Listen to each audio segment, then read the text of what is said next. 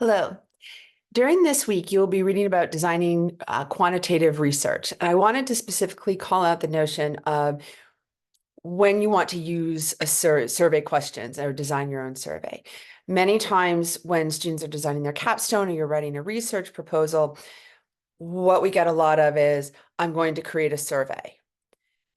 In chapter 4 of your textbook, part 4, what it specifically talks about is writing good survey questions is harder than you think.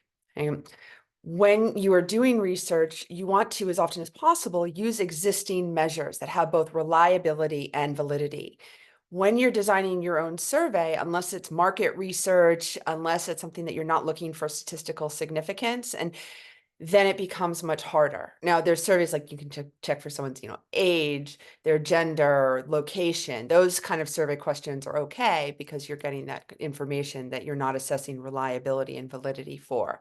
But if you are running a statistical analysis, then you want to make sure that you are using measures that have good rates of reliability and validity. It is not as simple as I'm going to ask some questions. So for example, if you're measuring internet addiction, or depression, you might be able to think of some questions that you believe might assess these variables, but you have no way of proving that unless you've run the test to prove that reliability and validity. So I want to caution you throughout this course and into your other courses, into your capstone, when you're asked about your methodology, please be as specific as possible. And I encourage you to actually go out and find existing measures that look at the variables that you want to study or that you want to research. So if you want to research cyber addiction, find a cyber risk or cyber addiction scale.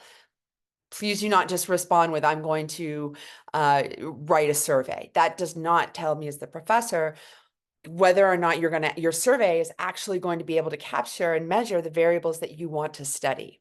So please read that chapter in your textbook. It's section 4.05, writing survey questions. And surveys can be great. They can give you a lot of information, but I do take it with a grain of salt.